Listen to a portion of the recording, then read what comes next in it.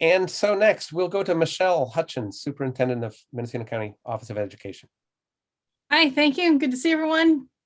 Just a quick Likewise. update on schools as we finalize this school year. We're very happy to put this one to bed, I will say that.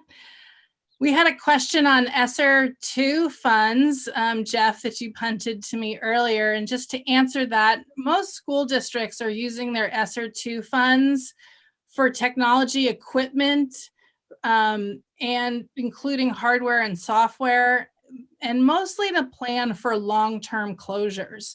We're looking at this as an opportunity to be able to keep schools in session if we have heavy smoke time during the fall, when we have other emergency situations that closes our schools.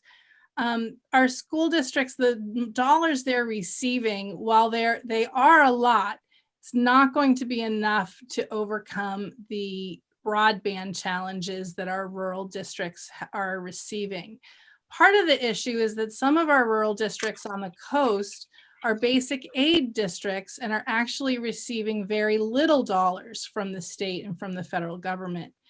And if you're curious, I'll put in the chat this website. Can I share my screen? No, I can't. Okay, let me just put this website. I'll enable you to do that. Okay, that'd be cool if I could share. Yeah, pause one moment okay. You should have that permission. All right, let me first figure out why that website isn't. Oh, it's because I don't have it current. All right, now I can go back here. All right, so this is the school reopening dashboard that shows you by elementary and secondary level what districts are open for full-time instruction, hybrid instruction, or not open for in-person instruction, meaning it's distance learning only. And if you click on the different, these are school districts in our county, you can actually see the dollars. So Ukiah Unified, for example, is open for hybrid instruction at the elementary level. And as the district, they are receiving $13,616,073 for a combination of their ESSER funds, their in-person instruction funds. And so the districts are receiving a lot of dollars, but that's spread out to also upgrade ventilation systems, to be able to provide PPE equipment, to retool the classrooms for in-person instruction, utilizing the physical distancing, et cetera. So there's a lot of taxes on these dollars, but some of them will be on expanding access. So I'll put the link to this. This is kind of an interesting little website, but if you click on our coastal sites, you'll see that like Point Arena School District is only receiving $300,000, a little bit over $300,000. So there's a lot of inconsistency. If you go to Anderson Valley, which is the school district right next to Point Arena, they're receiving 1.1 million. And that is because the Point Arena schools, some of them are basic aid. The one school district that you see in yellow here that's still doing distance learning only, that's the Manchester School District. And they're doing distance learning only till the end of the school year because their staff is so small that one staff member being out of like calling in sick would close their school. So it was easier for them to maintain consistency in instruction by remaining on the distance learning process.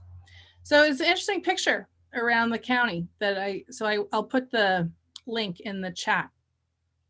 The last update I wanted to give is in reaction to the tribes getting a lot of dollars for broadband expansion, and it is causing some issues in one of our local communities in Round Valley area and extending into some Potter Valley homes. There right now we have a battle going on between the tribe and Willits Online in terms of who owns the current frequency that the school is using to provide instruction today. And the school district actually had an interruption of service for 3 days while the tribe and Willits Online are discussing who actually owns the frequency. We have quite a few people involved in supporting the school district right now. We have California Department of Education really working hard to emphasize that whoever wins this battle between the frequency or on the frequency, it's really important that the school district not have any interruption of service, not experience an increase in cost, and that if it does switch over to the tribe, that the tribe instantly be eligible for E-rate dollars, because that is a significant discount to the schools. The school district is extremely concerned right now about making sure that consistency of connectivity continues. And this also reaches into some Potter Valley homes. So it's not just the Round Valley community that's experiencing this. So that's the update from the schools. Currently, they have connectivity today. So that's where we're at. That's what I was going to ask. They're on today, right? They're on today. Here. Yeah, but it's day by day for them right now, which is why we got CDE involved. Is there anything that the consortium can do in support? Yeah, have Uncle Guido come in from Chicago. No Guidos. Yeah, it's going to be interesting because it's the same. They're arguing over the same frequency. So. And then one question that came to my mind as you're giving the report, surely districts are thinking about long-term going forward. Do you hear that they're committing resources to permanent online models? Right now, that's still in debate at the legislature. You know, the distance learning showed some interesting results, and really the results of what happened last year or this past year, we've really yet to truly uncover. I mean, how do you really measure learning loss or learning gain during a pandemic? What are you measuring? What is learning? I mean, so many questions start coming into play when you really start analyzing that topic. So, the state does not want to create a third track. Right now we have an in-person track and we have an independent study track.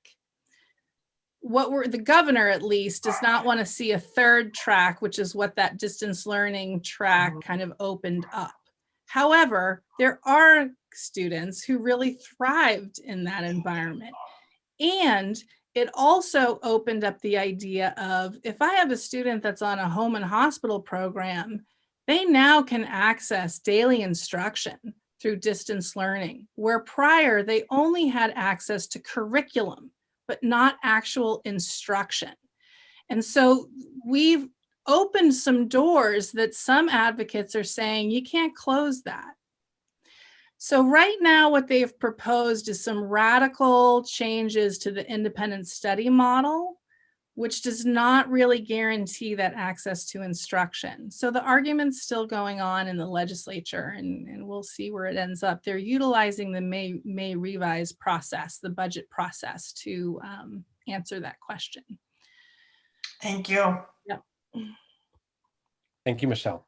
Does anyone else have questions or comments? Thank you. Thanks a lot.